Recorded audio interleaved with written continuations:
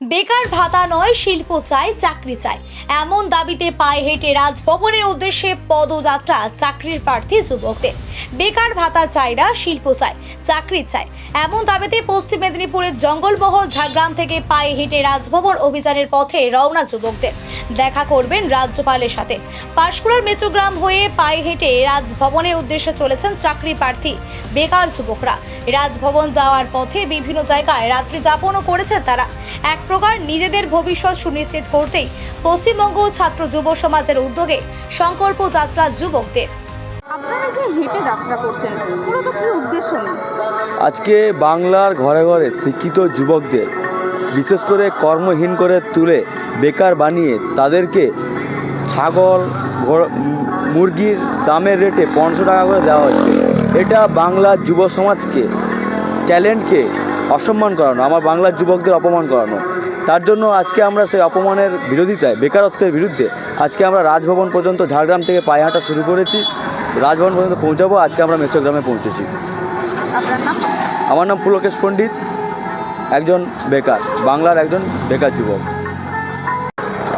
দেখুন, এই গোটা পশ্চিমবঙ্গবাসী অবগত আছেন এই রাজ্যে না শিল্প আছে না চাকরি আছে। টেট নেই, এসএসসি নেই, নিয়োগ নেই, স্কুলের শিক্ষক নেই, হাসপাতালে ডাক্তার নেই, নার্স নেই, পুলিশেও নিয়োগ নেই।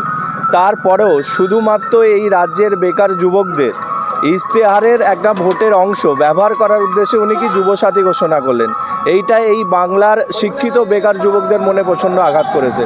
এইটাই হচ্ছে আমাদের প্রতিবাদ। আপনি ভাবুন, মাত্র 48 ঘন্টায় এই রাজ্যের 15 লক্ষ বেকার এই ভাতা লাইন দিয়েছেন এবং গত 25শে ফেব্রুয়ারি পর্যন্ত এই যুবসাথী যে ফর্ম ফিল আপ চলেছে, আমাদের কাছে ডেটা অনুযায়ী সেইটা 27 লক্ষের ওপরেও লোক এখানে জানিয়েছেন। কিন্তু আমরা জানি যারা এই ভাতাকে মেনে নিতে পারেনি এর সংখ্যাও অনেক। আমাদের লক্ষ্য একটাই, এই যে সংকল্প যাত্রা নিয়েছি, আমরা ঝাড়গ্রাম থেকে পায়ে হেঁটে হেঁটে কলকাতায় যাব এবং প্রত্যেক মানুষকে সচেতন করতে যাব যে বর্তমান যেই সরকার এই রাজ্যের শাসন করছে তারা অযোগ্য সরকার। না আমাদের চাকরি দিতে পেরেছে, না কলকারখানা দিতে পেরেছে, না শিল্পের ব্যবস্থা করতে পেরেছে। তো এটা প্রত্যেক মানুষের কাছে আমাদের পশ্চিমবঙ্গ ছাত্র যুব সমাজের পক্ষ থেকে একটাই অনুরোধ যে এই সরকারের বদল অনিবার্য করতে হবে। আর একটা, যেই সরকার যেই দলই ভাবুক না কেন, যে রাজনৈতিক দল ভাবুক না কেন যে তারা সরকারে আসবে, তাদেরকে একটা ব্লু প্রিন্ট রেডি করতে হবে যে তারা সরকারে আসার পর মানে যেদিনকে তারা শপথ নেবেন তার কতদিনের মধ্যে কোন খাতে কত কর্মী নিয়োগ করবেন এবং কোথায় কোন শিল্প স্থাপন করবে, তার একটা ব্লু প্রিন্ট রাজি করতে হবে। বলুন, এই যে সংকল্প যাত্রা আপনারা বেরিয়েছেন, কোথাও বাধার কি সম্মুখীন হয়েছেন? এখনও পর্যন্ত বাধা পাইনি, বরঞ্চ আমরা মানুষের স্বতঃস্ফূর্ত সমর্থন পেয়েছি।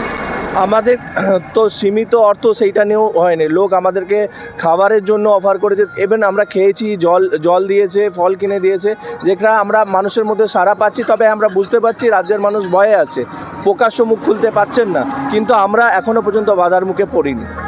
আচ্ছা, আপনারা এই যে যাতায়াত করছেন সেখানে রাত্রিকালীন কোথায় থাকার ব্যবস্থা হচ্ছে? রাত্রিকালীন কিছু লোক আছেন যারা আমাদেরকে থাকতে দিচ্ছেন, সেইটাও একদম স্পট থেকেই হচ্ছে। বাকি আমরা মঠ আশ্রম খুঁজছি, মন্দির খুঁজছি, স্টেশন খুঁজছি, পেট্রোল পাম্প খুঁজছি, যেখানে সিসিটিভি ফুটেও আছে, যেখানে আমরা থেকে একটা সেফটি জায়গাতে থাকতে পারি। এইভাবেই চলছে আমাদের। আপনার নাম? আমার নাম প্রীতম মণ্ডল। আচ্ছা, এই যে পুরো যাত্রা আপনারা কতজন রয়েছে? আমরা স্টার্ট করেছিলাম 20 জন নিয়ে, 170 জন, মানে 100 ঝাড়গ্রামে উপস্থিত হয়েছিলাম 170 জন। কিন্তু ওখানকার পুলিশ আমাকে আর পুলকেশকে দেখলেন, আমাদের দুই সাথীকে একটা জায়গায় নিয়ে গিয়ে তাদেরকে ভুল বুঝিয়ে পাঠানো হয়। তো আমরা 20 জন মিলে স্টার্ট করি। লোক অসুস্থ আছে, আমরা অল্টারনেটিভ 10 জন একসঙ্গে আছি। কিছু লোক আসছে, কিছু লোক আসছে না। কিন্তু আজকে যখন আমরা হাওড়ায় প্রবেশ করব, আমাদের হাওড়া থেকে এই যে চলার যে সাথী বা আমাদের সহযোদ্ধা সেটা 100 থাকবে, আর আমরা যখন সাঁতরাগাছি ক্রস করবো সেটা 200 থাকবে। আর আগামী 7 তারিখে আমাদের কলকাতায় একটা এই পদযাত্রার মাধ্যমেই যখন আমরা রাজভবনে যাব, তখন আমাদের সংখ্যা অধিক থাকবে। সেটা কত থাকবে আমরা বলতে পারবো না, কিন্তু এই আমাদের র্যালিতে আমাদের সঙ্গে উপস্থিত থাকবেন রাজ্যের বিশিষ্ট বুদ্ধিজীবীরা, যেরকম কাজী মাসুম আক্তার থেকে শুরু করে কিছু অভিনেতা অভিনেত্রী থেকে শুরু করে অবসরপ্রাপ্ত বিচারপতি থেকে শুরু করে আমাদের তারা সাপোর্ট করেছেন এবং সহযোগিতাও করছেন। তারাও আমাদের সঙ্গে এই রাজপথে হাঁটবে, তারা কথা দিয়েছেন।